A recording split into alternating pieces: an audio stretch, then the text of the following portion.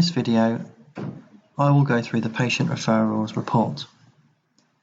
It is updated every Monday, and to see if it's been updated, simply refresh your browser and you'll see the date should be as of the Monday date that you're referring to.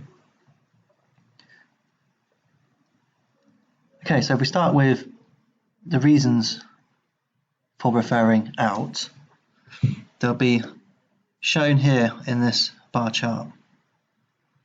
Very self-explanatory in the nature of the reason. From this reason, we can drill down to the type that they were by clicking this button here with the two arrows pointing down. It will then give more detail as to what was referred out. Again, you can then go back up one arrow to the reason. Here we have the practices that are referring out by the number of referrals they've referred out. In the pie chart here, we have a split against the private and NHS number, and whether or not they've been referred to an external practice or an internal practice. We also have the names of the practices they're referred out to, if they're not Roderick's.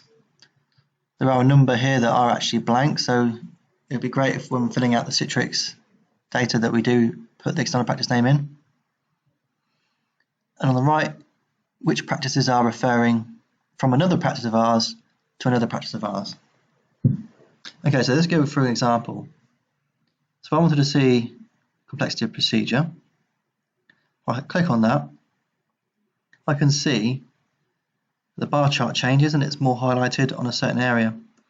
So I can see out of the 340 referred here, Banbury referred using 26.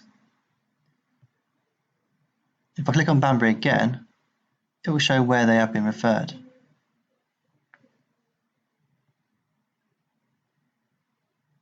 You have a number here. That's the total number of referrals out.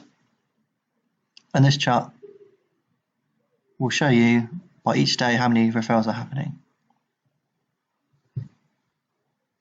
Thank you for your time.